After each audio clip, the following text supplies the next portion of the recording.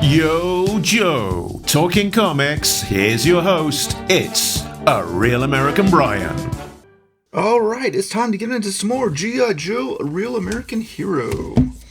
Issue number 37. Mike Zeck provides this cover. We see Footloose and Flint on the cover going after one of the Crimson Twins on the roller coaster. Twin Brothers. Larry Hama is writing, and Frank Springer provides the pencils in this one. The Joes roll up to the circus inside of Bongo the Balloon Bear's van. As the van is driving through the circus, a trampoline catches the door handle, opening the door, revealing Gung Ho and Blowtorch, and also releasing all of the balloons. Ripcord jumps into action, getting out of the van, hopping off of the trampoline, snatching one of the performers' capes, and catching all of the balloons before returning to the ground. Apparently his airborne training prepared him for a stunt like that. The circus performers are confused as to why some army men are with a geek in a balloon van. The bear gets out of the van and reveals she is no geek and her name is Candy. Ripcord is upset that she told them her real name but wouldn't tell him. Candy reminds him that she doesn't know his real name. The other two Joes are still trapped in the back of the van with the balloons. Then we catch a cameo of a mysterious figure.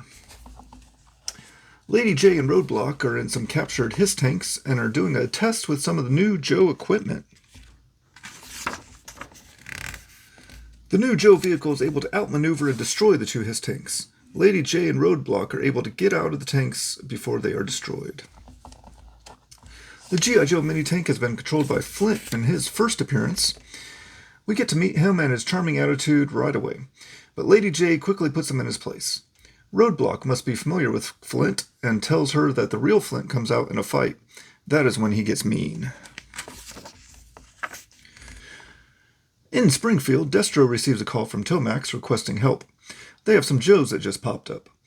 Destro tells him that there is no help. Cobra Commander is busy and all of Springfield has been shut down. Tomax relays the message to Xamot in the twins' first appearance. We learn that they can communicate telepathically and also see through each other's eyes. Destro also mentions in their conversation that the twins command the Crimson Guard. The Joes and Candy decide they are going to enjoy the midway. Blowtorch and Gung Ho head for a roller coaster as Ripcord and Candy head into the House of Mirrors. They are followed into the House of Mirrors by a dozen men in blue suits. Footloose arrives at Fort Wadsworth in his first appearance. Wild Bill gives him a hard time and tells him to hop in the Dragonfly. They have some equipment to pick up. They fly over the roller coaster and Gung Ho and Blowtorch spot them and wave, noticing the new Joe in the front seat. Inside the House of Mirrors, the men in blue suits reveal themselves as Crimson Guards and fire at Candy and Ripcord. Ripcord and Candy hide behind mirrors and walk towards the exit. Xamot is positioned at the top of the loop of the roller coaster and is firing down at the bottom of the car as it comes by, attempting to kill the Joes on the ride. Wild Bill is flying over and sees this. He was picking up the mini-tank. Flint tells him to drop him off to deal with Xamot and put the tank down somewhere so Footloose can help out. Candy and Ripcord run into the big top tent, but the exits are blocked. Wild Bill drops the mini-tank off, and Footloose figures out how to get it in gear and takes off. Flint on the roller coaster is pounding on Xamot and begins to choke him out. In the tent, Ripcord and Candy run into Tomax, who calls for the CGs, but appears to be choking, the first indication that the twins feel each other's pain. Tomax hops on the Cobra Ferret and heads off to help his brother. Some Crimson Guard are waiting as the roller coaster cars come in. The Joes appear to have been shot, but are only waiting for the right moment to overtake the CGs, letting them know the bottom of the car is metal and they were safe from the bullets. In the tent, Candy and Ripcord are surrounded by more Crimson Guards. Ripcord grabs a rope and cuts the sandbag to take them to the top, giving them the high ground. Footloose, driving down the midway, comes face to face with Tomax on the Ferret. The two drive straight at each other, firing their weapons. Tomax, trying to get to his brother as quickly as he can, turns through the big top tent. Footloose follows in the mini-tank but can't keep up. He does cause quite the diversion for Ripcord, though. The ferret is on the roller coaster, and Flint continues hitting Xamot. As Tomax gets closer, he tells Xamot to fall back and he will catch him. Flint is shocked to see the twins.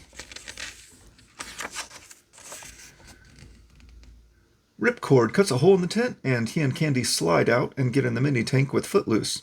They pull up to see Gung-Ho and Blowtorch have their area secured.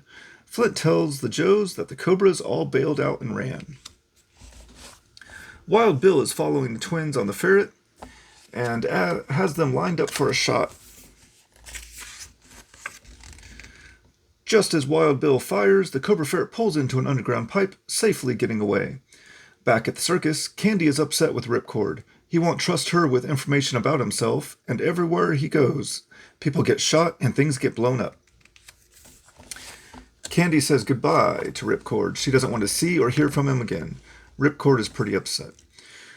Tomax and Xamot are headed to see someone about some balloons. What could that mean? That is issue 37.